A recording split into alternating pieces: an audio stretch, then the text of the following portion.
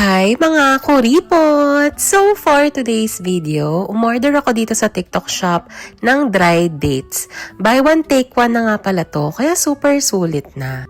Nakaprint dito sa harapan ng packaging niya yung health benefits, pati na rin yung expiry date, kaya naman sure na bago itong product. Maganda rin siya kasi resealable, kaya pwede mo pa siyang itabi. Kasi pwede itong gamitin sa baking, pwede mo rin siyang isahog sa salad, at pwede rin pang snack. Ang lalaki nga nung dates, kaya naman super nagustuhan ko to. Ang bango nga rin ito, kaya naman yung pusa ko ay naamoy niya at mukhang gusto niya talagang kainin.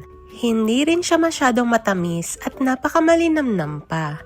O, sa mga nagkukuripot dyan, click nyo na yung yellow basket. Yun lang. Follow for more!